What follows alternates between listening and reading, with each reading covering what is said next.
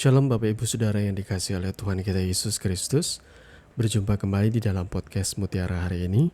Sahabat bertumbuh dalam saat teduh yang seperti biasa hadir membawa keresahan dan persoalan di dalam hidup, diangkat untuk menjadi renungan yang kiranya membangkitkan kekuatan iman. Bagaimana kabar saudara di kesempatan kali ini? Kami senantiasa berharap Bapak Ibu Saudara ada dalam keadaan sehat dan diberkati di dalam Tuhan kita Yesus Kristus dimanapun saudara berada.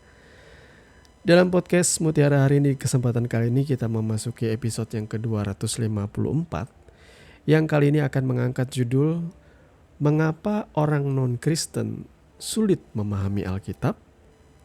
Nah, firman Tuhan terambil dari 2 Korintus pasal 3 ayat 14 sampai dengan ayat yang ke-17. Saya akan membaca nas firman Tuhan ini. Sekali lagi 2 Korintus 3 ayat 14 sampai dengan ayat yang ke-17. Tetapi pikiran mereka telah menjadi tumpul, sebab sampai pada hari ini selubung itu masih tetap menyelubungi mereka jika mereka membaca perjanjian lama itu tanpa disingkapkan, karena hanya Kristus saja yang dapat menyingkapkannya. Bahkan sampai pada hari ini, setiap kali mereka membaca kitab Musa, ada selubung yang menutupi hati mereka. Tetapi apabila hati seorang berbalik kepada Tuhan, maka selubung itu diambil daripadanya. Sebab Tuhan adalah roh, dan di mana ada roh Allah, di situ ada kemerdekaan. Amin. Bapak Ibu Saudara yang dikasihi oleh Tuhan kita Yesus Kristus, sebelum kita sama-sama merenungkan kebenaran firman Tuhan ini, mari kita bersatu hati dan berdoa. Bapa, di dalam nama Tuhan Yesus, terima kasih karena Engkau memberikan kami kesempatan untuk bersaat teduh. Kami mohon hikmat dan pengertiannya daripada Engkau Tuhan, karena firman-Mu adalah pelita bagi kaki kami dan terang bagi jalan kami. Di dalam dan demi nama Tuhan Yesus kami berdoa dan siap merenungkan firman-Mu. Amin. Bapak Ibu Saudara yang dikasihi oleh Tuhan kita Yesus Kristus ya. Tujuan saya menyampaikan kebenaran firman Tuhan ini ialah untuk menunjukkan kepada saya dan saudara bahwa perkara Tuhan itu adalah perkara rohani yang hanya bisa dipahami ketika roh Tuhan sendiri memberikan pengertian di dalam batin dan pikiran kita. Tidak seorang pun yang bisa mengenal Tuhan tanpa Tuhan yang berkenan untuk menyatakan dirinya kepada orang itu. Saya menjadi orang Kristen itu sejak dulu kala, bahkan sejak saya lahir dari keluarga orang Kristen. Saya lahir dibaptis dan otomatis saya menjadi orang Kristen. Waktu saya SMA, saya mengikuti yang namanya katekasasi, saya menjalankan yang namanya sakramen sidi. Di situ saya diteguhkan lagi menjadi orang Kristen yang bertanggung jawab atas dirinya sendiri. Namun anehnya saudaraku ya, walaupun saya Kristen, setiap kali saya membaca kitab suci, saya tidak pernah bisa memahami apa maksud dan tujuannya, apakah makna yang terkandung di dalamnya. Saya membaca kitab suci itu seperti membaca buku pelajaran, tepatnya pelajaran IPA kayak di SMA gitu ya. Bisa dipahami sih, tetapi tidak ada pemahaman yang membuat saya tuh merasa damai sejahtera, merasa dimerdekakan, merasa sukacita, itu tidak ada. Nah, berbeda saat saya lahir baru, bertobat, menerima Kristus menjadi Tuhan dan Juru Selamat. Pada waktu itu, hidup saya dipenuhi oleh Roh Kudus, dimeteraikan oleh Roh itu menjadi anaknya. Sehingga tanpa saya sadari, saya yang tadinya adalah orang berdosa, saya dibenarkan oleh karena darah Kristus yang sudah tertumpah di atas kayu salib. Sehingga saya bisa memaknai apa yang menjadi bahasa surgawi di dalam kitab suci kita. Ini dia saudara ya. Mungkin agak jelimet penjelasan saya. Jadi gini loh. Kebenaran firman Tuhan, Alkitab ini akan saudara baca layaknya buku yang sulit saudara pahami. Karena yang terkandung di dalamnya nilai-nilai kebenaran sejati, nilai-nilai sorgawi, nilai-nilai rohani. Kuncinya itu hanya pada menerima Kristus menjadi Tuhan dan Juru Selamat. Saudara tidak akan pernah bisa memahami Tuhan kalau ia tidak mewahyukan dirinya kepada saudara. Dan yang bisa memberikan pewahyuan itu kepada saudara ialah rohnya yang berdiam dalam hidupmu. Roh Kudus. Jadi banyak orang di luar sana, maaf ya, orang-orang yang menyerang kekristenan. Mereka berusaha menalarkan kitab suci ini dengan akal budi mereka tanpa kunci ini. Tanpa ada Roh Kudus yang diam dalam hidup mereka. Akhirnya yang saya dengarkan ialah kebingungan. Mereka tidak mendapatkan esensi. Pikiran mereka tidak diterangi oleh Tuhan.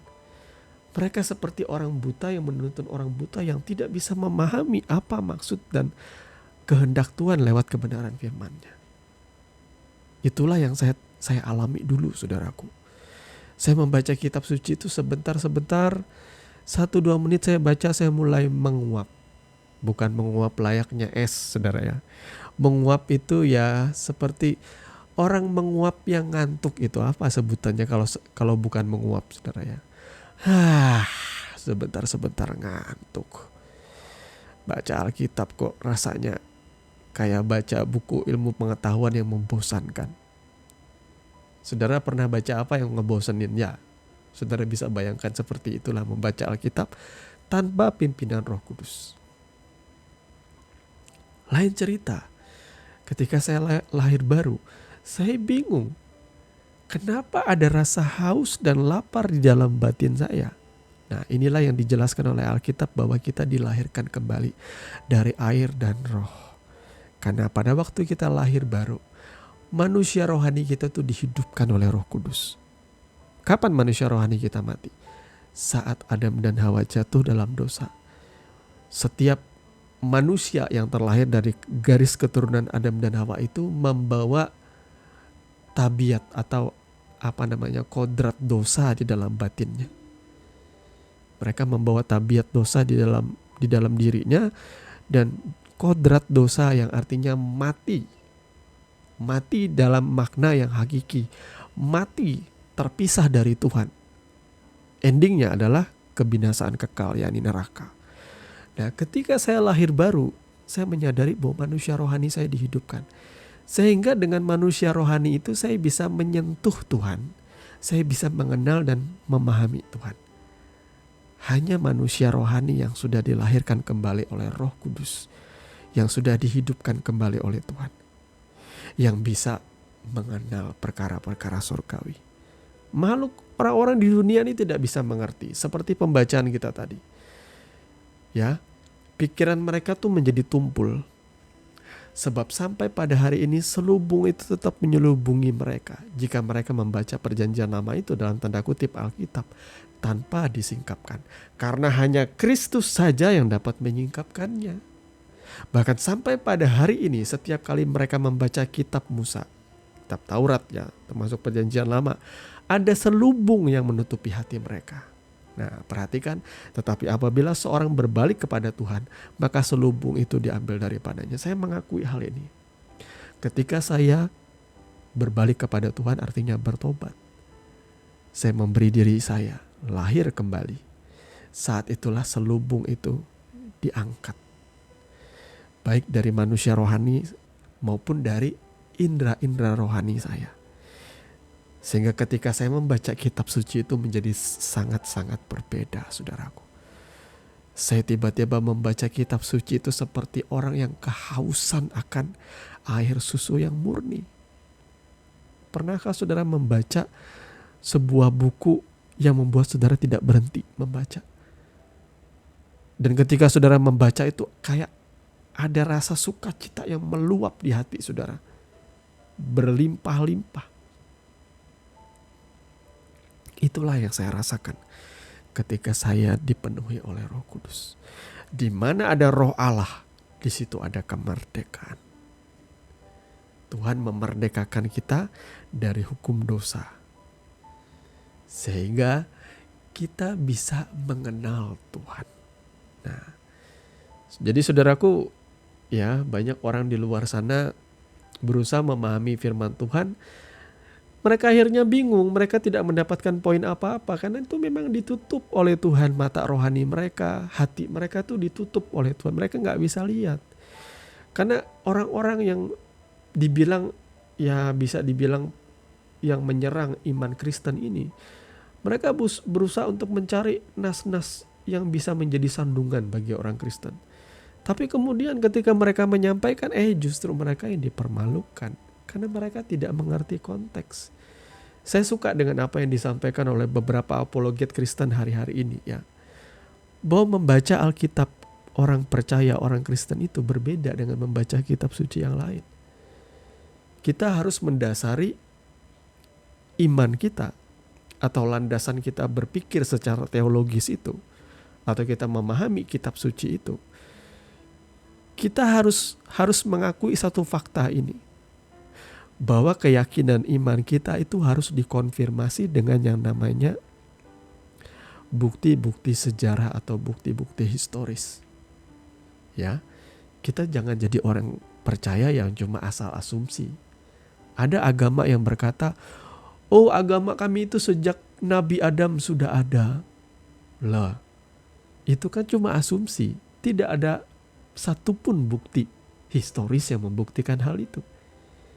Sementara orang percaya, orang Kristen, mereka punya dasar bahwa Adam itu bukanlah nabi. Adam itu hanya manusia pertama saja, Adam dan Hawa itu. Kita tidak pernah memandang mereka nabi. Dan di masa itu tidak ada agama. Adam dan Hawa itu terpisah dari Tuhan. Mereka diusir dari Taman Eden. Dan mereka mulai menjalani kehidupan yang hidup sesuka-suka mereka. Tidak ada agama Kristen, tidak ada agama Muslim, tidak ada agama Yahudi pada masa itu. Memang tidak ada agama. Dan kalau ada orang bilang ada agama pertama, itu cuma asumsi. Tidak ada bukti historisnya. Sebagai orang Kristen, sebagai orang percaya, kita tidak boleh mendasari pandangan teologis kita hanya dengan asumsi. Hanya dengan keyakinan-keyakinan yang kita sebarluaskan. Gak bisa. Gak boleh. Nggak, Kristen itu artinya ini. Nggak bisa, tidak ada seperti itu. Ya, Kristen itu pada hakikatnya adalah pengikut Kristus. Tidak bisa lantas diartikan bahwa sejak semula itu ada Kristen, nggak ada, saudara ya. Jadi landasan kita berpikir tuh harus dikonfirmasi oleh oleh bukti-bukti historis ya. Ya, jadi Kejadian, Keluaran, kemudian Imamat, Bilangan, dan Ulangan itu ada di dalam tulisan Nabi Musa ya. Kitab Taurat Musa itu ada 5 ini, ditulis oleh Musa dan Yosua. Jadi saudaraku, di situ menceritakan tentang awal mula manusia. Ya. Yakni dari Adam dan Hawa, itu dijelaskan secara gamblang. Saya tidak ingin bilang bahwa ini lantas ini kan kitab sucinya orang Kristen, tentu sudah direkayasa. Enggak mungkin. Saya pikir enggak mungkin. Alkitab orang Kristen itu, Perjanjian Lama dan Perjanjian Baru, Perjanjian Lama khususnya, itu ditulis dengan jujur. Ditulis dengan jujur. Kejatuhan manusia dalam dosa itu ditulis dengan jujur. Ya. Kain membunuh Habel itu ditulis dengan jujur. Ya. Abraham pengen menjual istrinya kepada di Mesir ya, kepada salah satu raja Mesir pada waktu itu, dicatat oleh Alkitab. Abraham tidak percaya kepada Tuhan, dicatat di dalam Alkitab. Perjalanan iman mereka dari ketidaksempurnaan menjadi kesempurnaan itu dicatat. Tidak ada pernah kitab suci itu punya keberpihakan selalu baik itu nggak ada. Baik, buruk, benar, salah itu dicatat dengan gamblang di dalam kitab suci kita, supaya kita belajar bahwa sepanjang sejarah dari awal sampai akhir, Alkitab itu cuma menceritakan satu pribadi, yakni Tuhan yang benar itu, yang rindu untuk memulihkan, yang rindu untuk menyelamatkan dan mengumpulkan anak-anaknya. Mari kita mulai set up ya kerangka berpikir kita, bahwa keyakinan teologis kita harus dikonfirmasi oleh bukti-bukti historis ya. Jadi sebagai orang Kristen, bukti historis kita jelas di dalam Perjanjian Lama atau Taurat Ibrani ya, yang sama dengan Tauratnya orang-orang Yahudi, itu sama persis. Jadi di situ ditulis landasan-landasan di masa lalu, saudara ya. Bagaimana perjanjian Tuhan itu bermula dengan Abraham, turun kepada Ishak, turun kepada Yakub, dan turun kepada ke-12 Israel. Sehingga suku Israel ini mendapatkan tempat di hati Tuhan menjadi umat pilihannya, di mana ia memiliki perjanjian yang kekal dengan mereka, yang ditandai dengan hukum Taurat, yang ditandai dengan Tanak ya. Ketentuan-ketentuan di dalam Taurat itu menjadi perjanjian yang selamanya bagi orang Israel. Sampai akhirnya semuanya itu digenapi di dalam Kristus Yesus ya. Perjanjian Lama pada intinya berisi tulisan-tulisan yang memberikan gambaran mengenai datangnya Mesias. Bahkan orang Yahudi, para rabi-rabi yang ada di Israel sekarang pun mereka tahu bahwa akan ada datang seorang Mesias, seorang pembebas. Tetapi mereka salah berpikir. Mereka berpikir yang akan datang itu adalah tipologi seperti Raja Israel yang terkenal, yakni Daud atau Salomo. Tetapi yang kemudian datang justru Yesus Kristus, seorang anak tukang kayu, dan mereka sulit menerima kenyataan itu, saudara ya. Tetapi pembebas yang sejati itu ialah Kristus. Masalah kita di dunia ini cuma satu, keterpisahan dengan Tuhan. Oleh karena apa? Manusia jatuh dalam dosa. Itu sebabnya Yesus harus datang menjadi manusia. Sang Firman itu keluar dari Bapa, berinkarnasi di dalam daging dan menjadi sama seperti anak manusia, bahkan mati di atas kayu salib. Tujuannya dia mati apa? Untuk menebus, menyelamatkan manusia. Ya, dia menjadi korban tebusan layaknya anak domba yang disembelih dan darahnya itu dicipratkan kepada umat sebagai perlambang korban penghapusan dosa atau korban penebus salah. Inilah yang dikerjakan Tuhan Yesus ketika ia datang ke dunia ini. Ia mati bagi dosa-dosa manusia. Tetapi hakikat dari Tuhan itu tidak bisa mati karena ia adalah Roh Allah. Sehingga pada hari yang ketiga ia bangkit. Dan di situ ia menyatakan ia menang atas maut. Sembari itu juga ia memberikan pengharapan bahwa setiap orang yang percaya kepada Yesus akan mengalami hal yang sama seperti Yesus, yakni mengalahkan maut, bangkit dari kematian. Dan setelah itu Yesus terangkat naik ke sorga, kembali pulang kepada Bapa yang tidak terlihat itu. Karena Yesus berasal dari Bapa, Sang Firman itu berasal dari Bapa. Bapa adalah Tuhan yang tidak kelihatan. Sementara Yesus, anak manusia ini, dialah yang menyatakan seperti apakah Bapa itu. Dalam rupa daging, ia menyatakan seperti apakah Tuhan itu. Yesus dan Bapa adalah satu. Seperti pembahasan kita di pekan lalu, orang-orang Farisi, orang-orang Saduki, ahli Taurat berusaha untuk melempar Yesus dengan batu. Ketika Yesus berkata, aku dan Bapa adalah satu. Karena dengan cara demikian, itu artinya ia berkata, aku adalah Allah. Jadi Bapak Ibu Saudara yang dikasihi oleh Tuhan kita Yesus Kristus, kalau saudara saat ini belum memahami kebenaran firman Tuhan, mungkin saudara masih belum diselamatkan. Saudara masih belum lahir baru. Atau adakah di antara Bapak Ibu Saudara di sini adalah orang-orang yang bukan orang Kristen, bukan orang percaya, tetapi saudara rindu mengenal Yesus. Saudara rindu mengerti kebenaran firman-Nya. Maka yang pertama-tama saudara harus berbalik kepada Tuhan. Saudara harus membuka hati saudara dengan jujur, dengan tulus, dan membuka mulut saudara berkata, Tuhan Yesus, aku menerima Engkau menjadi Tuhan dan Juru Selamat pribadiku. Ampuni dosa-dosaku, selamatkan hidupku. Aku percaya Engkau sudah mati dan bangkit bagiku. Saya percaya ketika saudara menyatakan pengakuan itu, maka saudara akan memperoleh pengampunan, kuasa darah penebusan, dan kuasa kebangkitan di dalam Kristus Yesus Tuhan kita. Saudara akan dimeteraikan menjadi anak. Saudara akan diurapi dan Roh Kudus berkenan diam dalam hidupmu karena engkau menjadi bait Tuhan yang hidup. Tuhan berkenan diam dalam hidupmu dan mengajar engkau apa yang tidak engkau mengerti. Ya, tidak ada penerjemah Alkitab yang terbaik selain daripada Roh Kudus. Maka bagi saudara-saudara orang-orang non-Kristen, sudahlah, sampai kapanpun, sampai lebaran kodok, sampai kiamat sekalipun, saudara tidak akan pernah bisa memahami Alkitab orang Kristen. Karena apa? Ada selubung di depan matamu, ada selubung di hatimu. Engkau tidak akan pernah bisa melihat kebenaran sampai engkau berbalik kepada Kristus. Tuhan Yesus memberkati firman-Nya. Mari kita berdoa. Bapa, di dalam nama Tuhan Yesus, terima kasih karena Engkau sudah berbicara dalam hidup kami, Tuhan. Kami percaya Engkau menolong kami, setiap kami, Tuhan, agar kami boleh memahami apa yang menjadi landasan kebenaran firman-Mu, Tuhan, dalam hidup kami.